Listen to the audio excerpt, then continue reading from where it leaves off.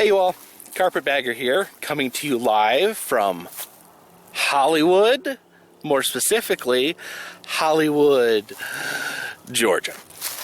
As you can see from the red clay under my feet, and I am here in front of a Jesus sign. Now these signs hold a very special place in my heart. When I moved here around the year 2000 to the South, a lot of things were different. A lot of things different than I was used to in the Midwest. But one thing that really kind of stood out was no matter where I went, there would be these signs hanging up. They would say things like Jesus lives, repent, Jesus is Lord. I even saw some in Spanish that said like El Cristo. So I was into amateur photography at the time, so I went around taking pictures of these signs.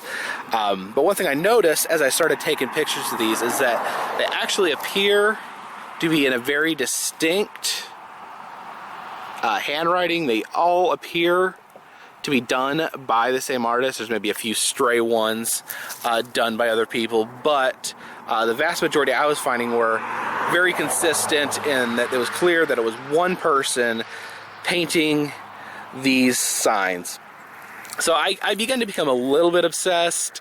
I would just drive around back roads. I was like, I haven't been down that road. I'll go down there and see if I can find any signs.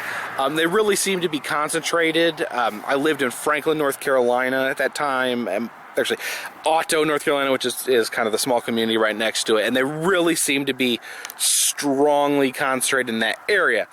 However, they did seem to be spread out. You'd find stray ones very far from there. I think probably around the Raleigh area, North Carolina. I saw one along the highway. I saw one as far south as Gainesville, Georgia. And a friend of mine actually sent me a picture of one that he found all the way down in Florida. So even though they're concentrated around the Franklin, North Carolina area, they do appear to be spread out to some degree. So I'd go around town, look for new signs, always on the lookout, always on the lookout for areas I haven't been to see if I could find some more of these signs. Kind of became an obsession. Again, I posted these on Flickr, my Flickr site. A lot of people showed interest in it, were curious about the mystery, gave me their theories, gave me hints and clues on what may be the answer to the mystery. And one thing I did notice is like a lot of the signs would disappear. I thought they were maybe being moved around. Maybe someone would hang one up, take it down and move it. Turns out that actually there was a guy from the county who was coming and knocking the signs down. Apparently it's some sort of code violation to hang a sign on a electrical pole. I actually saw him firsthand drive up, knock it down with a hammer. Either that or he was some sort of satanic shape-shifting minion sent to take these signs down. Either that or he's a county code enforcer. And actually one time, in my search for who's doing these signs, I actually saw or kind of saw the man who was doing it. I was driving to work early in the morning. It was still dark. I saw a man up on a ladder hanging a John 3:16 sign. Should have stopped, should have said hello, should have said, I don't know why, but I kept going. Still regret it to this day. I wish I would have stopped and said, hello, interested in your work, interested in, it's almost like these signs just, they're almost like a piece of folk art, if you can see. Obviously, stylized work went into these. I was very interested. So, I continued posting these on my Flickr account. Probably got well over 100 of these signs on my Flickr page. Asking, I'm still asking anyone, know what's going on.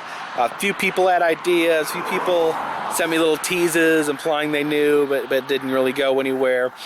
And finally, I, out of the blue, get an email from the man responsible for these signs. He says if I ever see him again, he welcomes me to come up and give him a shake on the hand. Not interested in telling me his name, not interested. He did not want me to take a picture of his face. Reasoning behind that, his message, what was important to him was his message, his religious message. He was not into this for his fame. He's not trying to become a folk artist. He just wants these signs to show his beliefs, his message, spread his word. And he actually thanked me. He thanked me for taking these pictures, putting them on my Flickr site. He said that by me putting them all out there on the internet, that I was giving them a whole new audience. It wasn't just people driving by, it was people surfing the internet from other countries, seeing his work, seeing his message. So in some way in my search to figure out who he was, I became a vessel, willingly or unwillingly, for his message. And actually, to prove that he was the genuine real deal, he actually sent me a picture of his workshop. And there was pictures or signs that he was currently working at. It looked to be in a storage area. I think I figured out what storage area it is. I didn't poke around or try to break in or anything, obviously. But all in all, it was a really fun adventure for me. Hunting down these signs, finally making some contact with the man behind them. So whenever I see these signs, I get a little nostalgic, back for those days. Fun times. So I guess, thank you for checking this out, www.thecarpetbagger.org. More videos, articles, photography, various subjects. But I think I'll just end this video. I'll run a slideshow of all the photographs that I had taken of all these signs, so you guys can see them all. I appreciate it. www.thecarpetbagger.org.